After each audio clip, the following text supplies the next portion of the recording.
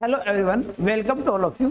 जैसा कि टाइटल से बेटा आपको पता होगा, आज अपन एक one of the important system discuss करने जा रहे हैं जिसे आप बेटा रीनल सिस्टम के नाम से जानते हो।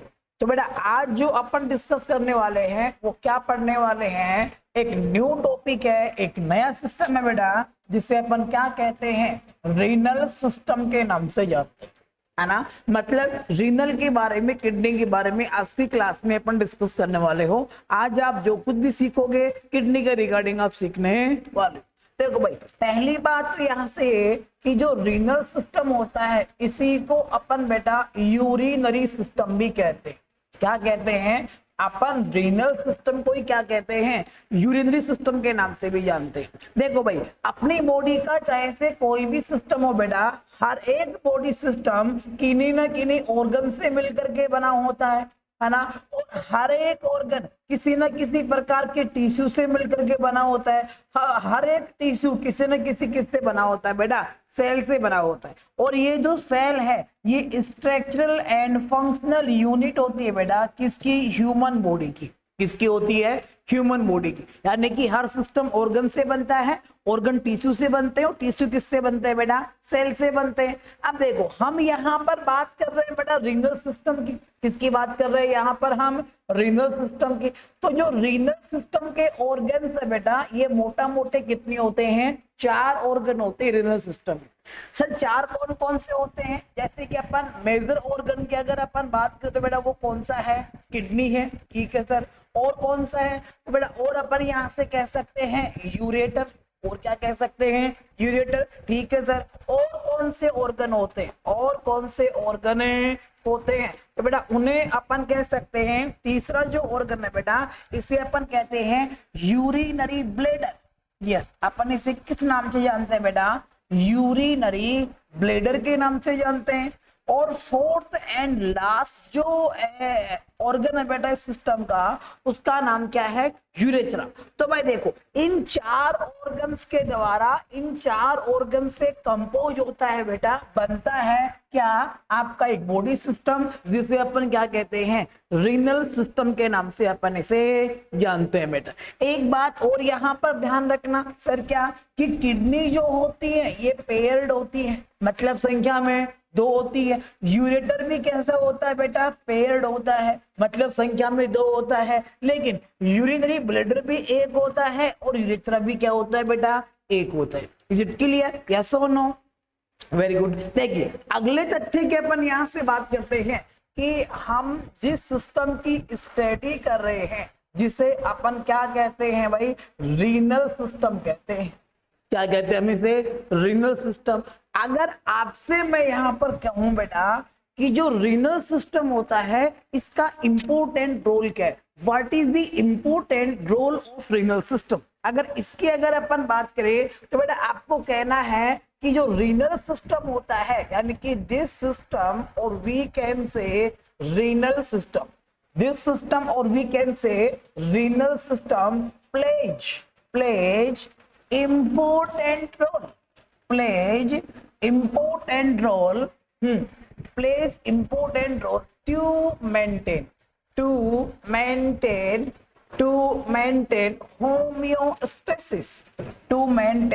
homeostasis, कि भाई अपनी बॉडी का जो होम्योस्टेसिस है, होम्योस्टेसिस बोले तो we can say equilibrium, homeostasis बोले तो इक्विलिब्रियम, और हम कह सकते हैं बैलेंस, कि हमारी बॉडी के इनसाइड जो बैलेंस होता है, वाटर का बैलेंस है, इलेक्ट्रोलाइट का बैलेंस है बेटा, ग्लूकोज का बैलेंस है, एमाइनो एसिड का बैलेंस है बेटा, यूरिया का बैलेंस है, अमोनिया का बैलेंस है। तो हमारी बॉडी के अंदर जो होम्योस्टेसिस का या इक्विलिब्रियम का या बैलेंस बनाए रखने के अंदर जो इंपॉर्टेंट रोल है बेटा, वो कौन अदा करता है बेटा? Renal system. कौन अदा करता है? Renal system. लेकिन एक बात और ध्यान रखना, होम्योस्टेसिस में केवल रीनल सिस्टम ही इन्वॉल्व नहीं है बेटा, इसके अलावा एंडोक्राइन सिस्टम भी किसका काम करता है? होम्योस्टेसिस का काम करता है। और बेटा नर्व सिस्टम भी किसका काम करता है? होम्योस्टेसिस का काम करता है, यानी कि बॉडी के अंदर के एनवायरनमेंट को बैलेंस रखने का काम करता है इक्विलिब्रियम का काम कर रहा है। हम यहाँ पर पढ़ रहे हैं रीनल सिस्टम, इसलिए हम इसके बारे में कह रहे हैं कि this system play a important role to maintain the homeostasis. अब देखिए, अभी हमारी बॉडी के अंदर वाटर का वॉल्यूम नॉर्मल है, किसकी वजह से है? रीनल सिस्टम की वजह से। कम या फिर ज्यादा नहीं है। कभी हम ज्यादा पानी पी लेते हैं तो भी ब्लड वॉल्यूम नॉर्मल ही रहता है, थोड़ी देर के बाद में हो जाता है। कभी हम कम पानी पीते हैं तो भी नॉर्मल ही रहता है। किसकी वजह से? रीनल सिस्टम की वजह से। हमारे ब्लड में प्लाज्मा के अंदर जो सोडियम लेवल है 135 से 145 मिली इक्विवेलेंट है बेटा, ये इतना ही बना रहता है, इसी नॉर्मल रेंज में बना रहता है, यहीं पर बैलेंस रहता है बेटा। किसकी वजह से बैलेंस रहता है? रीनल सिस्टम की वजह से। इसलिए अपन कह रहे हैं कि रीनल सिस्टम बेटा क्या मेंटेन रखता है? होमियोस्टेसिस भी क्या करता है बेटा? मेंटेन करता है। और देखिए भाई, हमारा जो सिस्टम है इसे हमारा सिस्टम है रीनल सिस्टम। और बेटा हमारे सिस्टम के जो स्ट्रक्चरल एंड फंक्शनल यूनिट क्या है? हमारे सिस्टम की स्ट्रक्चरल एंड फंक्शनल यूनिट है बेटा, इसका नाम क्या है? नेफ्रॉन। इसका नाम क्या है भाई? नेफ्रॉन। तो अगर आपसे पूछे कि what is nephron, what is nephron, तो बेटा आपको कहना है structural and functional unit, structural and functional unit of kidney. कि जो किडनी है इसकी स्ट्रक्चरल एंड फंक्शनल यूनिट यानी कि मेन यूनिट या फिर बेसिक यूनिट जो है वो कौन सी है बेटा? नेफ्रॉन है। किसे अपन किडनी की स्ट्रक्चरल एंड फंक्शनल यूनिट कहते हैं? नेफ्रॉन को। जैसे ब्रेन की यूनिट कौन सी है? स्ट्रक्चरल फंक्शनल न्यूरॉन है बेटा। लंग्स की कौन से है? एल्वियोलाई है। लिवर की कौन सी है? हेपेटोसाइट है। बिल्कुल इसी प्रकार हमारी किडनी की भी जो स्ट्रक्चरल एंड फंक्शनल यूनिट है वो कौन सी है? नेफ्रॉन। अब देखो नेफ्रॉन के बारे में कुछ इंपॉर्टेंट क्वेश्चंस, नेफ्रॉन के बारे में क्या बेटा? कुछ इंपॉर्टेंट क्वेश्चंस। सर वो क्या? वो पहली बात तो ये है सर क्या कि ईच किडनी, हर किडनी में each kidney has 1 to 1.2 million nephrons. 1 to 1.2 million nephron. कि भाई हर किडनी में 1 से 1.2 मिलियन क्या होते हैं? नेफ्रॉन होते हैं। बड़ा मिलियन बोले तो 1 million equal to 10 lakh, 1 million equal to 10 lakh. तो बेटा अपन कहते हैं कि लगभग 10 से 12 लाख क्या होते हैं? नेफ्रॉन होते हैं। एक किडनी की बात कर रहे हैं बेटा यहाँ पर, इस किडनी में। दोनों किडनी की बात करें तो लगभग 20 से 24 लाख की संख्या में क्या होते हैं? नेफ्रॉन्स होते हैं। अगली एक और बेटा रोमांचक तथ्य यहाँ से, सर वो क्या है बेटा? वो ये है कि no new nephron formed after birth. No new nephron formed after birth। कि भाई बर्थ के बाद में, जन्म के बाद में कोई भी नए नेफ्रॉन का क्या नहीं होता है? फॉर्मेशन नहीं होता है। जितने नेफ्रॉन बर्थ के समय थे टोटल नेफ्रॉन बेटा उतने के उतने रहते हैं। मतलब कि बर्थ के बाद में कोई नेफ्रॉन, नया नेफ्रॉन का फॉर्मेशन नहीं होता बेटा। एक और इंपॉर्टेंट बात यहाँ से सर वो क्या है? वो ये है कि किडनी, यस क्या? Kidney works normally, kidney works normally until 75% nephrons are healthy।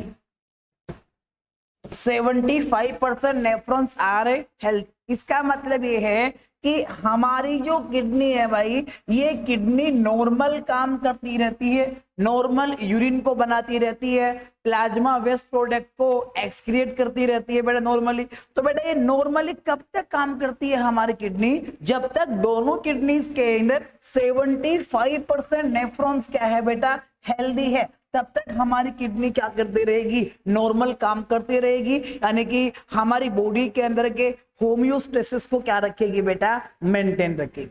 अब भाई देखो हम सिस्टम पढ़ रहे हैं रीनल सिस्टम, है ना, और रीनल सिस्टम में जो मेजर ऑर्गन है किडनी, और किडनी की स्ट्रक्चरल एंड फंक्शनल यूनिट कौन सी है भाई, नेफ्रॉन। तो एक बात तो आप ध्यान रखिएगा कि जब तक ये रीनल सिस्टम चलेगा बेटा तब तक नेफ्रॉन का जिक्र इसके अंदर होता रहेगा, मतलब नेफ्रॉन बार बार इसमें आता रहेगा बेटा। क्यों आता रहेगा, क्योंकि ये स्ट्रक्चरल एंड फंक्शनल यूनिट है। अब देखिए अगर अपन यहां से नेफ्रॉन की स्ट्रक्चर की बात करते हैं, इसकी बात करते हैं बेटा, स्ट्रक्चर ऑफ नेफ्रॉन, ध्यान से देखिएगा कि नेफ्रॉन की स्ट्रक्चर क्या होती है, कौन सा पार्ट कहां पर होता है, कौन से पार्ट का मेजरली काम क्या होता है, इसके बारे में अपन डिस्कशन कर रहे हैं। तो भाई देखो नेफ्रॉन में टॉप में ऊपर की तरफ आपने कभी ऐसी स्ट्रक्चर देखी होगी लाइक दिस, इस प्रकार की स्ट्रक्चर देखी होगी बेटा। और फिर ये जो स्ट्रक्चर है बेटा नीचे की तरफ ऐसे आपने ट्यूब्स देखी होगी, टेढ़ी मेढ़ी आपने ऐसे ट्यूब्स आपने देखी होगी, और ऊपर से लगभग फ्लैट एंड होता है, ऊपर से ये क्या होता है बेटा, फ्लैट एंड होता है। और देखिए इस तरफ क्या, इस तरफ ये ट्यूब एक बार तो स्ट्रेट होती है और फिर ऊपर की तरफ जाकर के और फिर से ये टेढ़ी मेढ़ी हो जाती है बेटा, फिर से ये क्या हो जाती है, टेढ़ी मेढ़ी हो जाती है। देखो इस प्रकार की स्ट्रक्चर आपने देखी होगी भाई, यही स्ट्रक्चर होती है किसकी, नेफ्रॉन की। इसी को अपन क्या कहते हैं, नेफ्रॉन कहते हैं। लेकिन अभी नेफ्रॉन के पार्ट्स पूरे नहीं हुए हैं बेटा, तो सर इसमें क्या कमी रही है, इसमें कमी रही है कि हमारी किडनी को ब्लड सप्लाई मिलता है किससे, रीनल आर्टरी से, है ना। तो भाई देखो ये क्या है, रीनल आर्टरी है। जब रीनल आर्टरी किडनी में एंटर होती है तो छोटी छोटी ब्रांचेज के अंदर डिवाइड हो जाती है, और बेटा फिर आर्टीरियल आर्टरी, छोटी छोटी आर्टरी से बेटा क्या बनते हैं, आर्टीरियल बनते हैं। तो बेटा इस बोमेन्स कैप्सूल के अंदर ये जो आर्टीरियल यहाँ पर एंटर हो रहा है बेटा, इस आर्टीरियल को अपन कहते हैं, सर क्या कहते हैं, इसे अपन कहते हैं अफरेंट आर्टीरियल। किस नाम से जानते हैं बेटा अपन इसे, अफरेंट आर्टीरियल कहते हैं। अब देखो ये आर्टीरियल बोमेन्स कैप्सूल में जाकर के और कैपिलरीज के अंदर डिवाइड हो जाता है। भाई देखो ये क्या है, कैपिलरीज है। और फिर देखिए रोचक तथ्य यहाँ पर ये है, इस कैपिलरी के बाद में फिर से बेटा क्या बनते हैं, आर्टीरियल्स बनते हैं। लेकिन जो आर्टीरियल बोमेन्स कैप्सूल से बाहर निकल रहा है बेटा, इसे अपन कहते हैं इफरेंट आर्टीरियल। यस, इसे अपन किस नाम से जानते हैं, इफरेंट आर्टीरियल के नाम से जानते हैं। तो देखो बोमेन्स कैप्सूल के अंदर जो आर्टीरियल आ रहा है उसे अपन किस नाम से जानते हैं, अफरेंट आर्टीरियल के नाम से जानते हैं। यस, किस नाम से जानते हैं बेटा, उसे अपन अफरेंट आर्टीरियल के नाम से जानते हैं। और बोमेन्स कैप्सूल से जो बाहर जा रहा है उसे अपन क्या कहते हैं, इफरेंट कहते हैं। उसे अपन क्या कहते हैं बेटा, इफरेंट कहते हैं। देखो कंफ्यूज मत होना कि आने वाला कौन सा है और जाने वाला कौन सा आर्टीरियल। देखो आने वाले का नाम शुरू हो रहा है ए से, अफरेंट, और जाने वाला एग्जिट होने वाला कौन सा, ई से। तो अपने अल्फाबेट के अंदर पहले ए आता है या ई आता है, तो आपने कहा कि सर पहले ए आता है। तो ए आता है तो मतलब अंदर कौन आएगा, बोमेन्स कैप्सूल में अफरेंट आएगा। अफरेंट के बाद में क्या आता है, ई आता है। तो साहब एग्जिट यानी कि बाहर कौन जाएगा, इफरेंट जाएगा। बाहर कौन जाएगा बेटा, इफरेंट आर्टीरियल जाएगा। तो देखिए ये एक कंप्लीट नेफ्रॉन की स्ट्रक्चर तैयार है बेटा आपके सामने। और ये जो पार्ट आप देख रहे हो इससे ऊपर का ये जो पार्ट आप देख रहे हो बेटा, अपन इसे कहते हैं, सर इसे हम क्या कहते हैं, इसे कहते हैं रीनल कॉर्पुजल। हम इसे क्या कहते हैं, रीनल कॉर्पुजल। और रीनल कॉर्पुजल के बाद में ये वाला ये जो पार्ट बच गया है बेटा, इसे कहा जाता है रीनल ट्यूबुल्स। इन्हें क्या कहा जाता है बेटा, रीनल ट्यूबुल्स के नाम से इसे जाना जाता है। तो भाई देखो इस प्रकार से नेफ्रॉन के दो पार्ट होते हैं। पहले पार्ट को अपन कहते हैं रीनल कॉर्पुजल और दूसरे पार्ट को अपन क्या कहते हैं, रीनल ट्यूबुल्स के नाम से जानते हैं। अब यहाँ पर ध्यान दीजिएगा कि जो रीनल ट्यूबुल्स होती है, क्या रीनल ट्यूबुल्स जो होती है इसके भी दो पार्ट होते हैं। कौन कौन से सर, देखिए एक पार्ट तो ये रहा बेटा, इसे अपन कहते हैं पीसीटी। इसे अपन क्या कहते हैं, पीसीटी के नाम से जानते हैं। This one is PCT. और दूसरा पार्ट जो है वो यहां से लेकर के वो कहां तक है बेटा, यहां तक। इस वाले पार्ट को अपन कहते हैं लूप ऑफ हेनले। इसे अपन क्या कहते हैं बेटा, लूप ऑफ हेनले कहते हैं। और इसके बाद में अब ये जो पार्ट बच गया है र्यूमेनल ट्यूबल का, इसे कहा जाता है डीसीटी।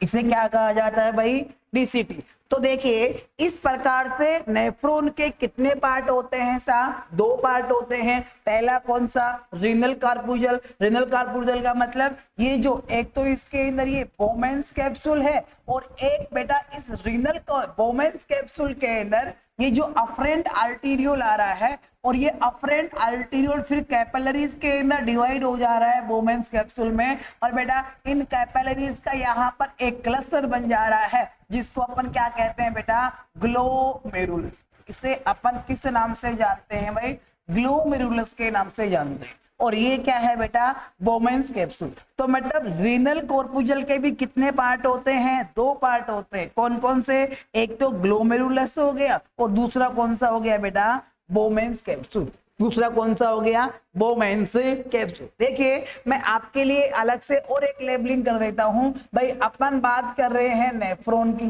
है ना। और जो नेफ्रॉन होता है इसके कितने पार्ट होते हैं, दो पार्ट होते हैं। कौन कौन से होते हैं, पहले पार्ट को तो अपन कहते हैं रीनल कॉर्पुजल, रीनल कॉर्पुजल। और दूसरा जो पार्ट होता है बेटा, इसे कहा जाता है सर, क्या कहा जाता है बेटा, इसे अपन कहते हैं रीनल ट्यूबल्स। इसे क्या कहते हैं, रीनल ट्यूबल्स के नाम से जानते हैं। देखो भाई अब ये जो रीनल कॉर्पुजल है इसका एक नाम और है, इसको अनोदर नाम से भी जानते हैं बेटा। सर वो क्या नाम है, वो नाम है इसका मालपीजियन कॉर्पुजल। हाँ ध्यान रखना, रीनल कॉर्पुजल को ही कहते हैं, क्या कहते हैं, मालपीजियन कॉर्पुजल के नाम से भी हम इसे जानते हैं।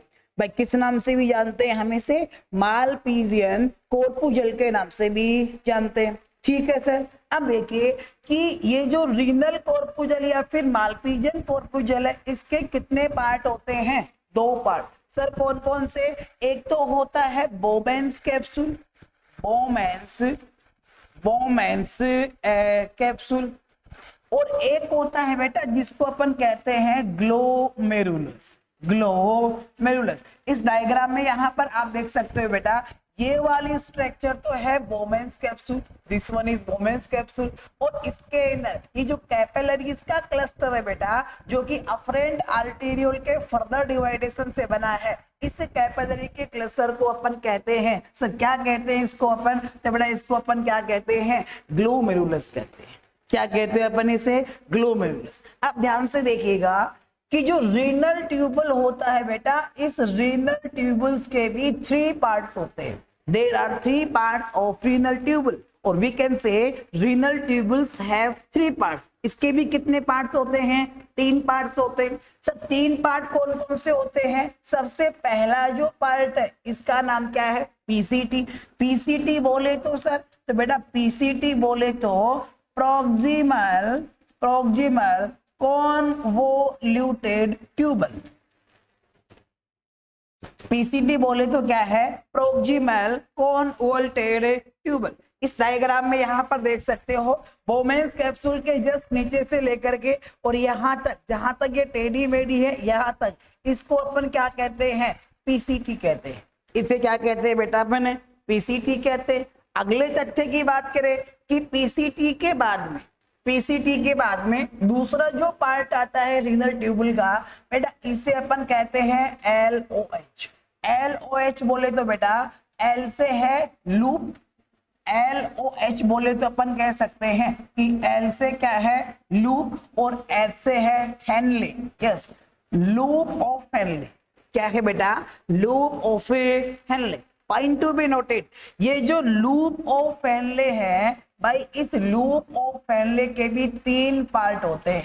हाँ, लूप ऑफ हेनले के भी कितने पार्ट होते हैं बेटा, तीन पार्ट। सर तीन पार्ट कौन कौन से होते हैं, पहले को अपन कहते हैं डिसेंडिंग। पहले को अपन क्या कहते हैं बेटा, डिसेंडिंग लूप ऑफ फेनले। देखिए यहाँ पर इस डायग्राम में आप देख सकते हो कि ये जो नीचे की तरफ आ रहा है, ये जो नीचे की तरफ आ रहा है बेटा, इसको अपन कहते हैं डिसेंडिंग। इसे अपन क्या कहते हैं? Descending loop of Henle. और इसके बाद में ये जो हॉरिजॉन्टल जो ट्यूब आपको दिख रही है लूप ऑफ हेनले का, हॉरिजॉन्टल ये जो पार्ट दिख रहा है बेटा, इस हॉरिजॉन्टल पार्ट को अपन कहते हैं, यस क्या कहते हैं भाई? इसे अपन हेयर पिन बेंड। यस, अपन इसे किस नाम से जानते हैं बेटा? इसे कहा जाता है हेयर पिन बेंड के नाम से इसे जाना जाता है। किस नाम से जानते हैं बेटा? अपन इसे हेयर पिन बेंड के नाम से जानते हैं। ठीक है सर। अगला तीसरा जो पार्ट होता है लूप ऑफ हेनले का, इसे कहा जाता है असेंडिंग। इसे कहा जाता है बेटा, क्या कहते हैं अपन इसे? Ascending. Yes, ascending loop of Henley. आप यहाँ डायग्राम में देख सकते हो बेटा कि ये जो ऊपर की तरफ जा रहा है, यस ये जो ऊपर की तरफ जा रहा है ये वाला पार्ट, इसे कहते हैं असेंडिंग लूप ऑफ हेनले। इसे क्या कहा जाता है भाई? असेंडिंग लूप ऑफ हेनले के नाम से इसे जाना जाता है बेटा। तो इस प्रकार से अपन ने जाना कि जो नेफ्रॉन होता है बेटा, इसके दो पार्ट होते हैं। सर दो पार्ट कौन कौन से होते हैं? पहला तो रीनल कॉर्पुजल, जिसे अपन क्या कहते हैं? मालपीजियन कॉर्पुजल भी कहते हैं। और रीनल या मालपीजियन कॉर्पुजल के भी कितने पार्ट होते हैं? दो होते हैं। एक को बोमेंस कैप्सूल कहते हैं और दूसरे को अपन क्या कहते हैं बेटा? ग्लोमेरुलस कहते हैं। और दूसरा जो पार्ट है यहाँ पे वो है रीनल ट्यूबल्स। नेफ्रॉन का दूसरा जो पार्ट होता है वो कौन सा है भाई? रीनल ट्यूबल्स है। और जो रीनल ट्यूबल्स है ये कितने? रीनल ट्यूबल्स के भी कितने पार्ट होते हैं बेटा? 3 पार्ट होते हैं। There are 3 parts of renal tubules. First one is PCT. PCT means proximal convoluted tubule. And second one is loop of Henle. और लूप ऑफ हेनले के भी अपन देखे बेटा कितने पार्ट होते हैं? 3 पार्ट होते हैं। पहले को अपन डिसेंडिंग लूप ऑफ हेनले कहते हैं, दूसरे पार्ट को अपन हेयर पिन बेंड कहते हैं बेटा, और तीसरे पार्ट को अपन क्या कहते हैं? Ascending loop of Henle. क्या कहते हैं? लूप ऑफ हेनले के तीसरे पार्ट को कहा जाता है, क्या कहा जाता है बेटा? Ascending loop of Henle. और फिर अपन ने बात की कि रीनल ट्यूबल का तीसरा जो पार्ट होता है बेटा, इसे कहा जाता है DCT. Yes, third and last part of renal tubule is known as DCT. DCT बोले तो distal, DCT बोले तो बेटा distal convoluted, distal convoluted tubule के नाम से अपन इसे जानते हैं। तो भाई देखो इस प्रकार से नेफ्रॉन के कितने पार्ट्स हुए बेटा? 2 पार्ट्स हुए। नेफ्रॉन के कितने पार्ट्स हुए? इस प्रकार से 2 पार्ट हुए बेटा, मालपीजियन या फिर रीनल कॉर्पुजल, और दूसरा क्या हुआ? रीनल ट्यूबल हुआ। अब देखिए यहाँ पे एक चीज का और ध्यान रखिएगा सर, क्या कि ये जो रीनल कॉर्पुजल है बेटा, इस रीनल कॉर्पुजल को कहा जाता है फिल्ट्रेशन यूनिट। क्या कहा जाता है? Filtration unit of nephron. अगर आपसे पूछता है तो बेटा आपको आंसर क्या करना है? रीनल कॉर्पुजल करना है, क्योंकि जो ग्लोमेरुलस है, इस ग्लोमेरुलस के अंदर जो कैपिलरीज है बेटा, इनके द्वारा प्लाज्मा का क्या होता है? फिल्ट्रेशन होता है। इनसे क्या होता है? प्लाज्मा का फिल्ट्रेशन होता है, और प्लाज्मा फिल्टर होकर के नीचे आता है रीनल ट्यूबल के अंदर, पीसीटी के अंदर आ जाता है बेटा। वहां पर फिर पीसीटी में, लूप ऑफ हेनले में, ओडीसीटी में इस जो फिल्ट्रेशन हुआ है इसका क्या होता है? रीएब्जॉर्प्शन होता है। इसका क्या होता है भाई? रीएब्जॉर्प्शन होता है बेटा। तो देखिए इस प्रकार से नेफ्रॉन को 2 पार्ट्स के अंदर क्या किया गया है बेटा? क्लासीफाई किया गया है। 2 पार्ट्स में क्या किया गया है? क्लासीफाई किया गया है। आप देखो भाई यहां से एक और इम्पोर्टेंट अपन तथ्य पढ़ते हैं बेटा कि जो हमारा ये जो बोमेंस कैप्सूल था, यस ये जो हमारा बोमेंस कैप्सूल था बेटा, और इस बोमेंस कैप्सूल के अंदर यू कैन सी हियर, इस बोमेंस कैप्सूल के अंदर रीनल आर्टरी की ही ब्रांच है ना, क्या रीनल आर्टरी थी, फिर छोटी छोटी आर्टरीज में डिवाइड होगी और फिर आर्टरीज के बाद में क्या है, आर्टीरियल से। तो बेटा ये जो आर्टीरियल बोमेंस कैप्सूल में एंटर हो रहा है इसे अपन कहते हैं भाई, इसे अपन क्या कहते हैं, अफरेंट आर्टीरियल कहते हैं।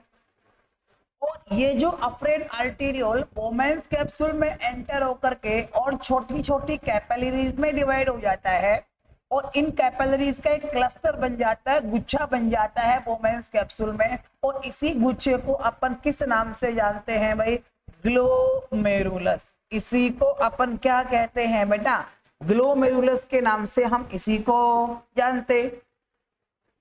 अब देखिए इन कैपिलरी से फिर बाद में जो वेसल्स बाहर की तरफ निकलती है, बोमेंस कैप्सूल से आउट होती है बेटा, तो बेटा आउट होने वाली को अपन कहते हैं इफरेंट आर्टीरियल। इसे क्या कहा जाता है भाई, इफरेंट आर्टीरियल के नाम से इसे जाना जाता है। क्या कहते हैं हम इसे, इफरेंट आर्टीरियल कहते हैं। इज इट क्लियर, यस और नो? ठीक है सर। अब देखो भाई मैं ऐसे कहना चाह रहा हूं कि इस ग्लोमेरुलस के अंदर जो कैपिलरीज है बेटा, ये कैपिलरीज किस प्रकार की होती है, ये कैपिलरीज किस प्रकार की होती है। और जो हमारी किडनी है मतलब रीनल है या फिर जो किडनी है, इसके अंदर किस प्रकार का सर्कुलेशन पाया जाता है, इसके अंदर किस प्रकार का सर्कुलेशन पाया जाता है बेटा, है ना। तो देखिए किस प्रकार का सर्कुलेशन पाया जाता है रीनल या किडनी के अंदर, इसको समझने से पहले आपको यहां से जानना चाहिए कि हमारी बॉडी में कितने प्रकार का ब्लड सर्कुलेशन होता है।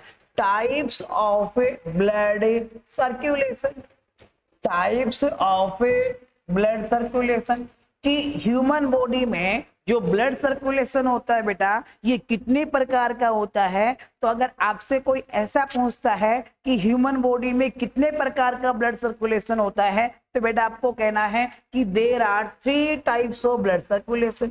ह्यूमन बॉडी में कितने प्रकार का ब्लड सर्कुलेशन है, 3 प्रकार का। कौन कौन सा, पहले का नाम आप जानते हैं सर, कौन सा, सिस्टेमिक सर्कुलेशन। हाँ सिस्टेमिक सर्कुलेशन। दूसरा जो सर्कुलेशन है बेटा इसे कहा जाता है पल्मोनरी सर्कुलेशन। हाँ इसे क्या कहा जाता है, पल्मोनरी सर्कुलेशन, पल्मोनरी सर्कुलेशन। और तीसरे टाइप का जो सर्कुलेशन है बेटा यहाँ पर, इस सर्कुलेशन को कहा जाता है पोर्टल सर्कुलेशन। हाँ इसको नोट करना बेटा, third type of circulation is portal circulation. देखो भाई सर्कुलेशन हमारी बॉडी में 3 ही प्रकार का होता है, या तो सिस्टेमिक सर्कुलेशन, या फिर दूसरा कौन सा है पोर्टल सर्कुलेशन, और तीसरा कौन सा है बेटा दूसरा पल्मोनरी सर्कुलेशन, और तीसरा कौन है भैया यहाँ से पोर्टल सर्कुलेशन। अब देखिए 1 by 1 की अगर अपन बात करें, वैसे जो पहला सर्कुलेशन जो है बेटा जिससे अपन सिस्टेमिक सर्कुलेशन कहते हैं, क्या कहते हैं, सिस्टेमिक सर्कुलेशन, ये आपने सीवीएस में पढ़ा होगा। ये किसके अंदर पढ़ा होगा बेटा, आपने सीवीएस के अंदर पढ़ा होगा। सर क्या होता है इस सर्कुलेशन के अंदर, सिस्टेमिक सर्कुलेशन के अंदर। तो जैसा कि भाई आप सभी भली भांति जानते हो कि दिस इज ओवर हार्ट, और हमारे हार्ट में कितने चेंबर होते हैं, 4 चेंबर होते हैं। ये वाला जो चेंबर है इसे अपन राइट एट्रियम कहते हैं, इस तरफ वाला इसके साथ वाला है लेफ्ट एट्रियम, इस वाले चेंबर को अपन राइट वेंट्रिकल कहते हैं, और इस वाले चेंबर को क्या कहा जाता है बेटा, लेफ्ट वेंट्रिकल कहा जाता है।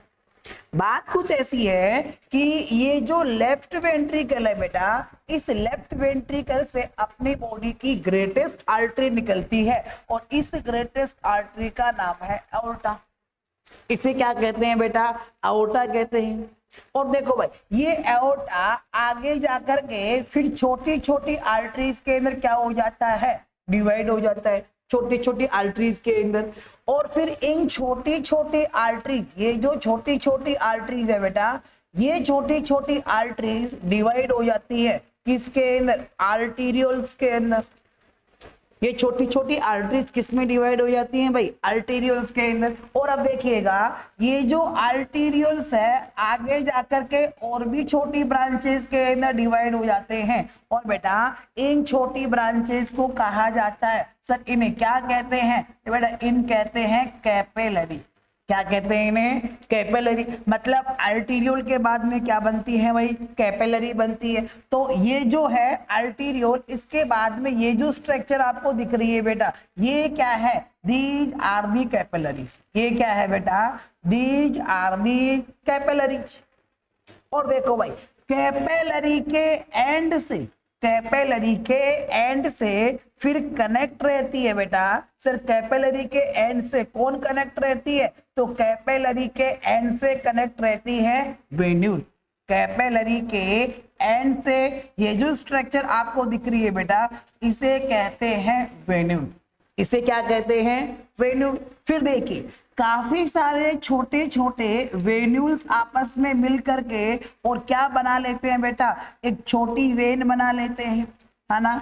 और काफी सारी छोटी छोटी वेन्स आपस में मिलकर के और क्या बना लेती हैं बेटा, एक बड़ी वेन बना लेती है जिसको अपन कहते हैं वेना केवा। हाँ, इसे अपन क्या कहते हैं बेटा, वेना केवा। और ये जो वेना केवा है बेटा, इस CO2 ब्लड को ड्रेन कर देती है किसके अंदर, राइट एट्रियम में। इसमें ड्रेन कर देती है राइट एट्रियम। तो देखिए ये जो सर्कुलेशन था स्टार्ट कहां से हुआ बेटा, ये सर्कुलेशन लेफ्ट वेंट्रिकल से स्टार्ट हुआ और एंड कहां पर हो गया, राइट एट्रियम के अंदर एंड हो गया। और दूसरी बात यहाँ पर कि यहाँ पर ये जो कैपिलरी है बेटा, इसके चारों तरफ ये क्या है, बॉडी टिश्यूज है। ये क्या है बेटा, बॉडी टिश्यूज है। तो इस कैपिलरी में जो ऑक्सीजन है, जो इसके अंदर ग्लूकोजन है, ग्लूकोज है, जो इसके अंदर एमाइनो एसिड्स है, ये कैपिलरी की वॉल सेमी परमीबल होती है। तो कैपिलरी से रिलीज होकर के और ये किसको चले जाते हैं बेटा, सेल्स को, टिश्यूज को चले जाते हैं। फिर ये जो सेल और टिश्यू है ये क्या छोड़ते हैं, CO2 छोड़ते हैं। तो इस CO2 को कैरी किया जाता है बेटा किसके द्वारा, वेन्यूल के द्वारा। और ये वेन्यूल किस में मिलता है, फिर वेन में मिलता है। और वेन से फिर क्या बनती है, छोटी छोटी वेन से वेना केवा बनती है। और ये जो वेना केवा है इस ब्लड को बेटा ड्रेन कर देती है किसके अंदर, हमारे हार्ट के राइट एट्रियम। इसमें ड्रेन कर देती है भाई, इसको राइट एट्रियम के अंदर ड्रेन कर देती है। और देखिए यहाँ पर एक बात और नोटिस करने की है सर, वो क्या है कि इस सर्कुलेशन के अंदर केवल एक ही बार क्या बनी है बेटा, कैपिलरी बनी है। इस सर्कुलेशन में केवल एक ही बार कैपिलरी बनी है। और दूसरी बात लेफ्ट एट्रियम, लेफ्ट वेंट्रिकल से शुरू हुआ बेटा और खत्म कहां पर हो गया, राइट एट्रियम के ऊपर। इसी सर्कुलेशन को क्या कहा जाता है, सिस्टेमिक सर्कुलेशन कहा जाता है। इसी को हम क्या कहते हैं भाई, सिस्टेमिक सर्कुलेशन के नाम से हम इसे जानते हैं। ठीक है सर। दूसरा जो सर्कुलेशन था जिसे हम कह रहे थे बेटा, दूसरे टाइप का जो सर्कुलेशन था इसे कहा जाता है पल्मोनरी सर्कुलेशन। Pulmonary circulation. देखिए भाई पल्मोनरी सर्कुलेशन का मतलब क्या होता है, कहां से लेकर के कहां तक ये पल्मोनरी सर्कुलेशन होता है। तो भाई देखो फिर से बात वही सर, क्या कि हमारा हार्ट है और हार्ट के कितने चेंबर होते हैं, 4 चेंबर। ये वाला इसे अपन कहते हैं राइट एट्रियम, राइट एट्रियम के पास वाला लेफ्ट एट्रियम, राइट एट्रियम के नीचे राइट वेंट्रिकल है और राइट वेंट्रिकल के साथ में कौन सा है, बाजू में कौन सा है, लेफ्ट वेंट्रिकल। कौन सा है बेटा, लेफ्ट वेंट्रिकल। बात कुछ ऐसी है कि सुपीरियर वेना केवा और inferior vena cava, superior vena cava और इंफीरियर वेना केवा के द्वारा बेटा डीऑक्सीजनेटेड ब्लड डाला गया किसके अंदर, राइट एट्रियम में। और राइट एट्रियम से ये ब्लड ट्राइकस्पिड वाल्व के द्वारा किस में आ गया बेटा, राइट वेंट्रिकल में आ गया। ठीक है सर। अब क्या होगा, तो बेटा अब क्या होगा, इस राइट वेंट्रिकल से निकलेगी पल्मोनरी आर्टरी।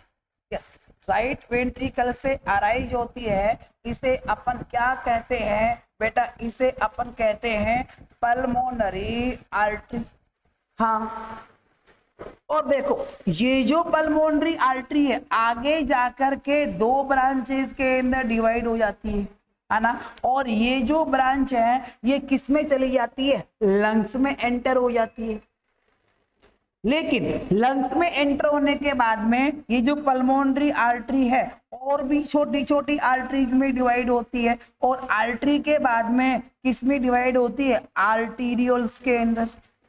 किस में डिवाइड होती है बेटा, पल्मोनरी आर्टरी लंग्स में एंटर होकर के छोटी छोटी आर्टरीज में, और आर्टरीज के बाद में किस में डिवाइड होती है, आर्टीरियोल्स के अंदर डिवाइड होती है। अब देखो आर्टीरियोल्स के बाद में ये जो पल्मोनरी आर्टरी ये और भी छोटी ब्रांचेज में डिवाइड हो जाती है बेटा, जिसे अपन क्या कहते हैं, कैपिलरी। किस में डिवाइड हो जाती है बेटा, और भी छोटी ब्रांचेज के अंदर, जिसे क्या कहा जाता है, कैपिलरी कहा जाता है। और देखिएगा ये जो कैपिलरी है, यस ये जो कैपिलरी है यहां पर मैं बना रहा हूं लंग्स की स्ट्रक्चरल एंड फंक्शनल यूनिट, जिसे अपन क्या कहते हैं, एल्वियोलाई कहते हैं। क्या कहते हैं भाई, एल्वियोलाई।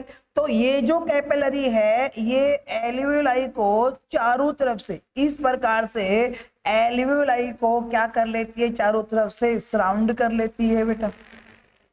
अब देखो इस कैपिलरी में ब्लड कौन सा है बेटा, CO2 ब्लड है, पल्मोनरी आर्टरी की ब्रांच है, तो इसमें ब्लड कौन सा है, CO2 है। तो ये जो कैपिलरी जो एल्वियोलाई की चारों तरफ है इसके अंदर ब्लड कौन सा है, CO2 वाला है, मतलब डीऑक्सीजनेटेड ब्लड इसके अंदर। तो मतलब इस ब्लड में क्या है, CO2 ज्यादा है। तो बेटा इस कैपिलरी से CO2 किस में चली जाती है, एल्वियोलाई में चली जाती है, और एल्वियोलाई से जो ऑक्सीजन होती है वो किस में आ जाती है बेटा, कैपिलरी के ब्लड में आ जाती है। और अब इस कैपिलरी का जो कलर है ये ब्लू से चेंज होकर कैसा हो जाता है, पिंक हो जाता है, क्योंकि CO2 इससे क्या हो गई, रिमूव होगी, और O2 इसके अंदर क्या होगी बेटा, ऐड होगी। तो डीऑक्सी से कैसा ब्लड हो गया, इसके अंदर ऑक्सीजनेटेड ब्लड हो गया। अब देखो फिर मतलब कि कैपिलरी के बाद में बेटा फिर ये क्या हो गया, वेन्यूल। कैपिलरी के बाद में क्या आता है भाई, वेन्यूल। और काफी सारे वेन्यूल्स छोटे छोटे वेन्यूल्स आपस में जुड़ करके, काफी सारे छोटे छोटे वेन्यूल्स आपस के अंदर जुड़ करके बेटा क्या बना लेते हैं, एक छोटी वेन बना लेते हैं, है ना। तो और काफी सारी छोटी छोटी वेन्स आपस में जुड़ करके और क्या बना लेती है, एक बड़ी वेन बना लेती है। और बेटा इस बड़ी वेन का नाम है पल्मोनरी वेन। और ये जो पल्मोनरी वेन है इस O2 ब्लड को किसके अंदर ड्रेन कर देती है, लेफ्ट एट्रियम में। किसमें ड्रेन कर देगी भाई इसको, लेफ्ट एट्रियम में। इस प्रकार से दोनों लंग से दो दो पल्मोनरी वेन निकलती है बेटा, दो पल्मोनरी वेन राइट लंग से निकलती है और दो ही पल्मोनरी वेन किससे निकलती है, लेफ्ट लंग से निकलती है। तो देखो भाई बात मतलब राइट वेंट्रिकल, बात क्या हुई, शुरू हुई, फिर राइट वेंट्रिकल से पल्मोनरी आर्टरी, पल्मोनरी आर्टरी से फिर छोटी छोटी आर्टरीज, है ना। और भाई इन छोटी छोटी आर्टरी से फिर क्या बने, आर्टीरियोल्स बने, और आर्टीरियोल के बाद में क्या बने, कैपिलरी। और ये जो कैपिलरी है ये किसकी चारों तरफ है बेटा, एल्वियोलाई के चारों तरफ है। तो इस कैपिलरी में CO2 को तो रिमूव कर दिया जाता है एल्वियोलाई के अंदर, और O2 इसके अंदर क्या कर दी जाती है बेटा, ड्रेन कर दी जाती है। तो ये डीऑक्सी ब्लड कैसा बन गया, ऑक्सी ब्लड बन गया बेटा। और ये ऑक्सीजनेटेड ब्लड फिर वेन्यूल्स, कैपिलरी से कौन कनेक्ट रहते हैं, वेन्यूल, फिर वेन्यूल से छोटी छोटी वेन्स, और काफी सारी छोटी वेन मिलकर के बड़ी वेन बना लेती हैं। और इस प्रकार से हर लंग से दो पल्मोनरी वेन निकलती हैं, और दोनों लंग से चार पल्मोनरी वेन इस ब्लड को ड्रेन कर देती है बेटा, किसके अंदर, लेफ्ट एट्रियम में। और लेफ्ट एट्रियम से फिर बाइकस्पीड वाल्व के द्वारा किस में चला जाता है, ये लेफ्ट वेंट्रिकल में, और लेफ्ट वेंट्रिकल से फिर आयोर्टा के द्वारा पूरी बॉडी में सर्कुलेट हो जाता है। तो यहाँ तो बेटा राइट वेंट्रिकल और लेफ्ट एट्रियम के बीच में ये जो ब्लड का सर्कुलेशन है इसी को कहा जाता है पल्मोनरी सर्कुलेशन। इसी को हम क्या कहते हैं, पल्मोनरी सर्कुलेशन। तीसरे टाइप का जो सर्कुलेशन है भाई, इसे हम कहते हैं पोर्टल सर्कुलेशन। तीसरे टाइप का सर्कुलेशन कौन सा है, पोर्टल सर्कुलेशन। और ये जो पोर्टल सर्कुलेशन है इसको अच्छे से अपन डिस्कस करेंगे बेटा। इसके अंदर काफी सारी गुत्थियां हैं जिनको अपन एक एक करके सुलझाएंगे और अच्छे से बारीकी के साथ में पढ़ेंगे। इस पोर्टल सर्कुलेशन को हम पढ़ेंगे नेक्स्ट क्लास में। नेक्स्ट जो आपको वीडियो मिलेगा वो किसके ऊपर मिलेगा बेटा, पोर्टल सर्कुलेशन के ऊपर मिलेगा। सो अभी के लिए इतना ही। Thank you for class, thank you for attention. पढ़ते रहो और बढ़ते रहो। Best of luck.